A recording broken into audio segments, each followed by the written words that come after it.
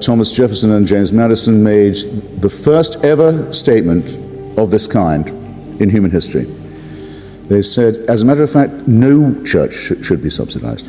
All churches should be allowed, from Muslim, there were no Muslims in Virginia then, to the synagogue, to the Catholic, to the Presbyterian, and so forth. But no church should receive the favor of the government. That Virginia statute on religious freedom, which guaranteed, by being secular, here's my point, obviously, by being secular guarantees religious pluralism. There is no guarantee of religious freedom without a secular system. Became enshrined as what we now know as the First Amendment to the Constitution. And as a result, the persecution of Catholics in Georgia ceased, the persecution of Protestants in Maryland ceased, and you may remember, some of you will already know, that Jefferson as president was sent a letter from the Baptists of Danbury, Connecticut. It's a very famous letter. They wrote to him saying they didn't feel safe in their own state. They felt unwanted, persecuted, put upon. They invited the protection of Washington, the capital, I mean, and of the President, Jefferson. And in the famous letter that he wrote back to them, he said, you may rest assured that there will always be a wall of separation, you've heard the phrase, that no one on account of their belief or religion shall ever feel persecuted in this republic. Now, just for fun, is there anyone who knows what the Baptists of Danbury, Connecticut were frightened of? Very good. Actually very bad, because it's only one, but well done. They were afraid of two. They were afraid of the Congregationalists of Danbury, Connecticut. That's who was persecuting them. Now, I actually do understand the difference between a Congregationalist and a Baptist. It's not a very interesting one. It repays a certain degree of study. But we don't have to know anymore, because that persecution was put an end to. No one shall have any preference on account of their faith. You are free to practice any religion, and you are free from religion as well. And under this great roof tree of the Constitution, as Jefferson described it, has grown up the most pluralist, the most democratic, the most multi-religious, the most tolerant society in the world, where it is illegal for the government to support the establishment, even indirectly, of a church. Now, I believe this constitutional principle should be further tested. I believe, for example, I'm actually bringing a motion about it to their attention, that the Supreme Court in Washington should hear evidence that no United States money can be used for the building of settlements on the west bank of the River Jordan. That this, an illegal establishment of the Jewish religion with American money, unconstitutional, we can't do it. I think that the same should be said to the Saudi Arabians, that until they allow synagogues in Saudi Arabia, until they allow Christian churches in Saudi Arabia, and most important, until they allow the Tom Paine, Richard Dawkins study library in Riyadh, they're not allowed to open any more madrasas in the United States with covert Saudi money. You'll see why I suddenly shift to the foreign arena. I only have 3 more minutes. Look to your east, see how the Russian Orthodox Church has become the black-cowled guardian and clerical guarantee of the newly revanchist, expansionist, great Russian chauvinist, KGB-like regime of Vladimir Putin. If you haven't looked at it yet, look at it now. You're going to be hearing about it very soon. It's going to be adding to your woes. Look and see what's going to happen when a nightmare that was being discussed when I was a young man at this university. What will happen when a crazed regime gets a thermonuclear weapon? We're about to find out in Persia, where an ancient civilization has been blotted out and superimposed upon by a theocratic regime that considers all adults as children and as property of the church. You're about to see what happens when the Messianic settlers get busy. You're about to see what happens when, as they never cease to try to do, the Christian right in the United States argues for the teaching of nonsense in school to American children. Or sometimes, when they're feeling cowardly, equal time for creationism. So, yes, children, after the chemistry period, we'll have our alchemy class. After we've done astronomy, there'll be, Mrs. Watkins will take the astrology group after break. We'll wear out the day in this way. No, we won't. That's flat out unconstitutional. We beat them in court every time, every day. They're never going to get away with it. Is there anyone here who, when they look around just some of the places I've mentioned, wishes that the Israelis were more Orthodox, that the Russians were more devoutly committed to their church, which says that not only should Russia be Christian, but it should be Russian Orthodox Christian, and bans Baptists and Catholics and any other kind of religion? Don't they see the pearl that they're throwing away? That until they understand that secularism is the only guarantee of religious freedom, religious pluralism, there will be no progress. Check it on a graph. Look at the Muslim world. Look at any country in Western Europe. The further they move away from an established church, the more democratic, the more prosperous, the more pluralist, the more open, the more available to innovation they are. Do it on a graph for the Muslim world. Indonesia, Turkey, Tunisia, reasonably tolerant places to live precisely because there's no Sharia, precisely because there's a separation made between church and state. This example works, if you think about it. I'll leave you with a thought because my time's up. This works in all countries, in all societies, and at all times. So, not to argue from authority or from a majority, but I really do hope it works with you too. Thank you very much for having me. So, the question, I take it, that's before us, or at any rate one of the questions that's before us, is how to secure a common public life structured by shareable ideals, and shareable is going to be important in this context. It's pretty obvious, I mean, if anybody who reads the newspapers, listens to radio or television, or just sort of engages in sort of ongoing ethical debate, it's pretty obvious that we see ourselves confronted by a remarkable range of ethical disagreements about substantive ethical questions, whether it be questions of abortion, gay marriage, family life, warfare, and so on. It goes on endlessly. Now, one thing, when one looks at those questions and the terms in which they're debated, is that there is an interesting agreement in form with respect to the ways in which they're discussed. That is to say, there's a recurrent tendency to structure those questions in terms of things like welfare, on the one hand, and notions of respect on the other.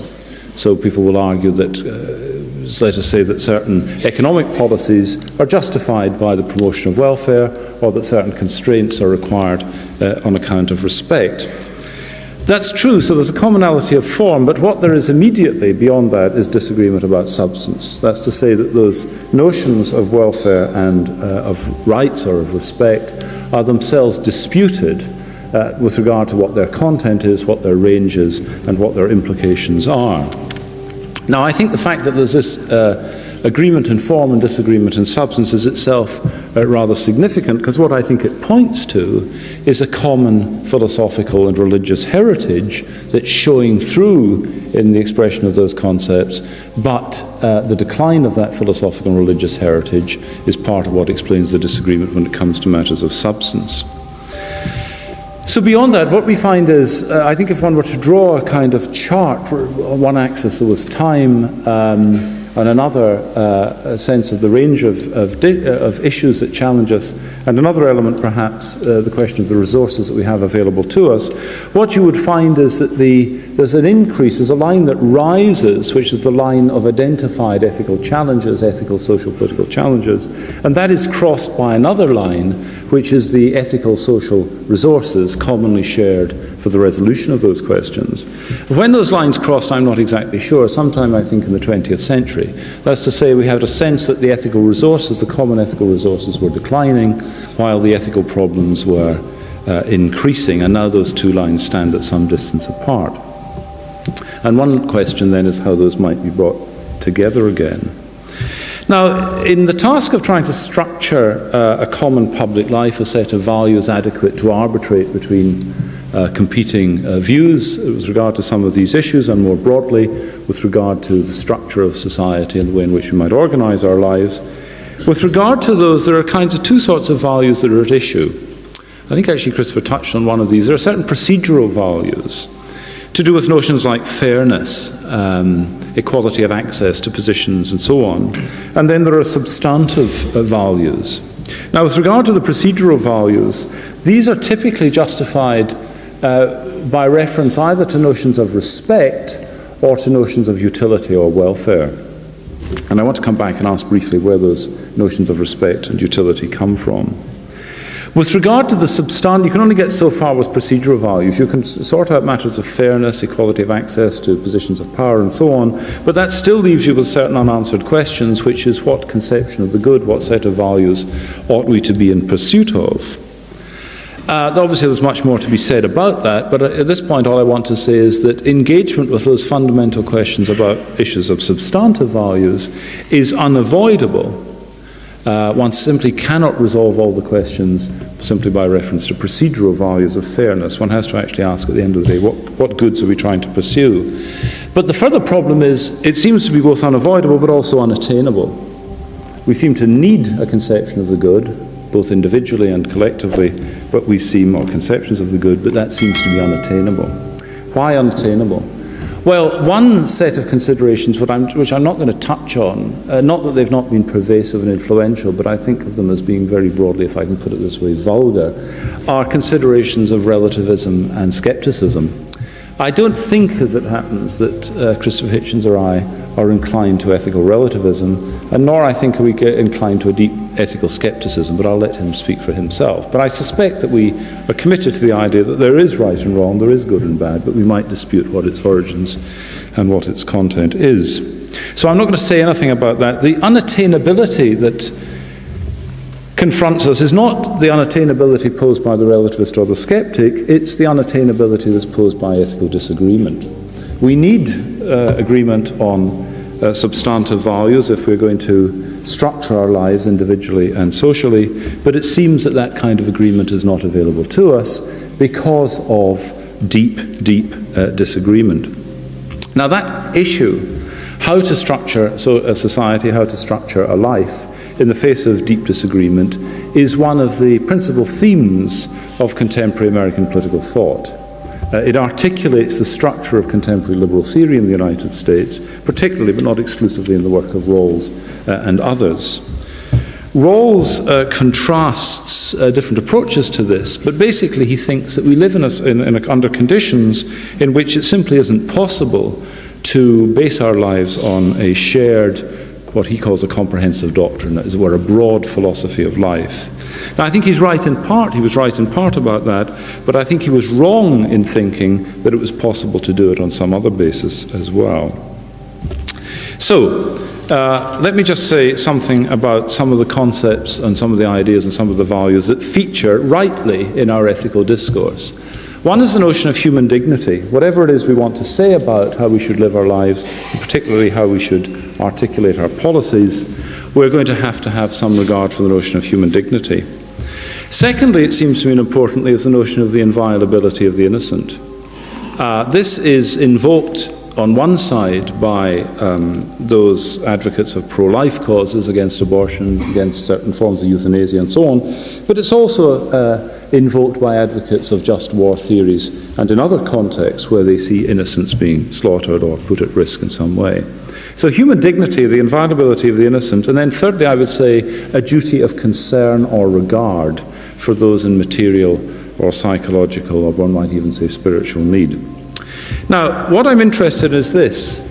What is the source and foundation of those notions? Notions of human dignity, inviolability of the innocent, and duty of concern and regard.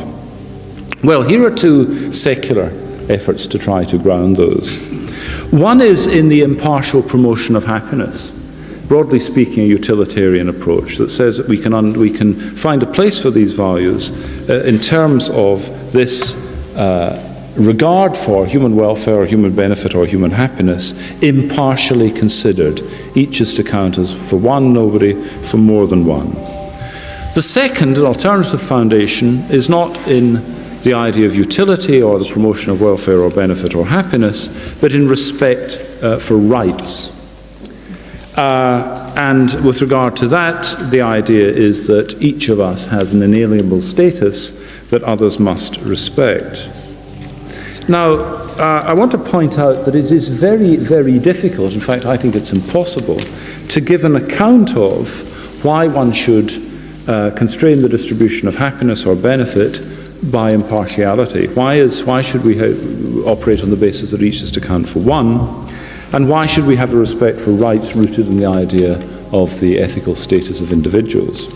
Very hard to find a secular foundation for that, but relatively easy to find a religious one. The impartial promotion of happiness is rooted religiously in the idea that each one of us here and each human being throughout the world is an equal creation of God, that none of us exists save for God's chosen to creatively contribute to our origination. And therefore, that being the case, none of us should be disposed to act to deface a work of creation, in particular a work of creation that is itself an image of God. That there's a kind of, the desecration that we feel that comes in attacking the innocent and so on is quite literally that. It is an attack upon the sacred, because what shines forth in the face of each human being is an image of the face of God. Now there's a foundation for the idea of impartial promotion of happiness that I think has no equivalent or no substantive rival on a secular foundation. And likewise, the idea of respect for rights is rooted, plausibly it seems to me, and compellingly, in the idea that each person is, like their creator, a center of origination, of value, and of meaning. Now, I think what's happened is this: we've continued to use these concepts that have that religious foundation, but they've become detached from that religious source, as it were, the source of energy and animation that lay behind them, gave shape to them and kept them alive, has progressively been severed to the point where now they simply hang there and have just become part of a kind of sentimental rhetoric. Moral discourse is increasingly in our culture deeply, deeply sentimental. And the one thing that a religious foundation steers away from, at any rate the religious foundation that somebody such as I am interested in, I was saying over dinner earlier on that I'm slightly unusual in the philosophical community in also being a papist. But at any rate, what we papist philosophers are inclined to say is that sentimentalism has no place. So, time is up. We're going to discuss these matters further, I hope. But at any rate, there's an opening shot. Thank you very much.